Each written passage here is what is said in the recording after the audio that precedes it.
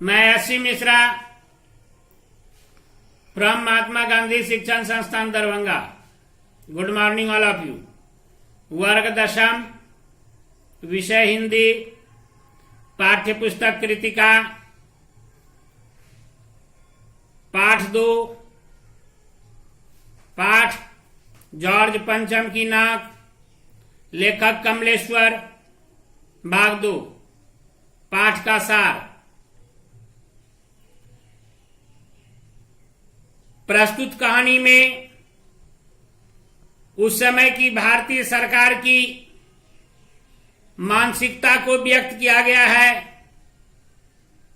वर्षों से हम जिनके गुलाम रहे, उन अंग्रेजों के भारत से चले जाने पर भी हमारी स्वतंत्रता की मानसिकता बनी हुई है।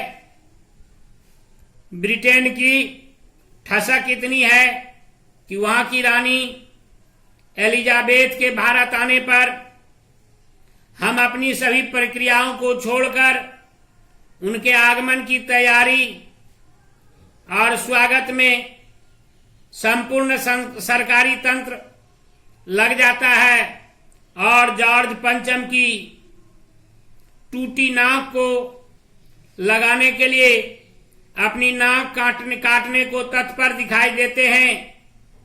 इस प्रकार यह व्यंग्य प्रधान कहानी है। वैसे शरीर के कई अंगों का प्रयोग मुहावरे में किया गया है, लेकिन नाक और आंख का प्रयोग सबसे अधिक किया गया है।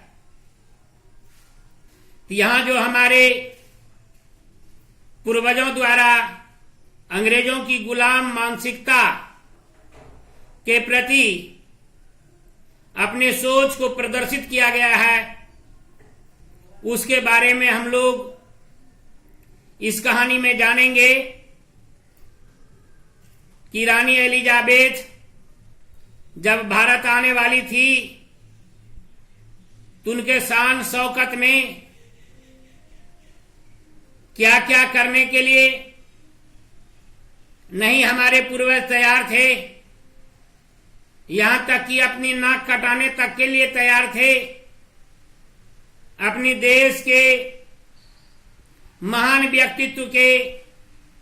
व्यक्तित्व पर प्रश्न चिन्ह लगाकर उनके मान सम्मान में 100% समर्पित होने के लिए तैयार थे, जो समाज के लिए न शुभ संकेत उस समय था,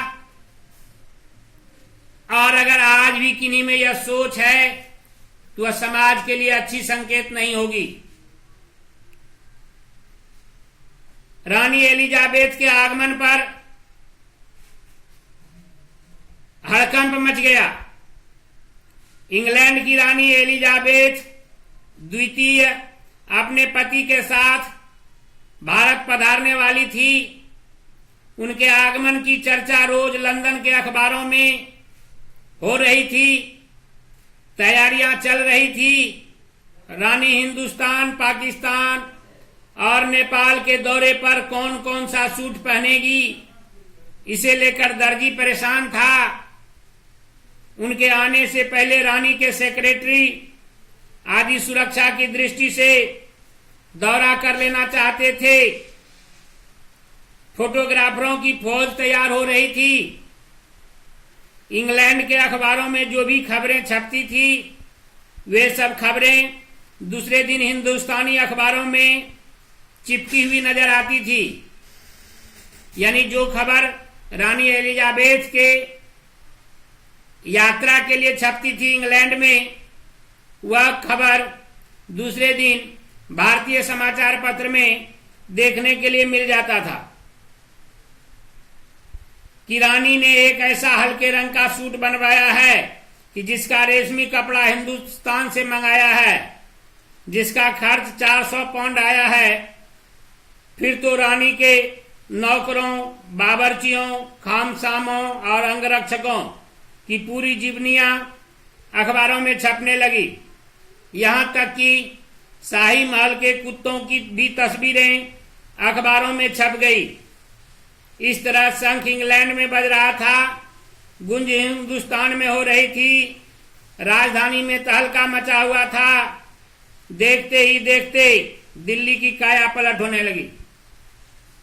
तो सब तरह से हड़कंप मचा हुआ था और उनके स्वागत के लिए देखते ही देखते दिल्ली का नया पुराना रंग रूप सब बदल करके रंग रोगन हो करके नई नवेली दुल्हन के तरह सज धज कर तैयार हो गई।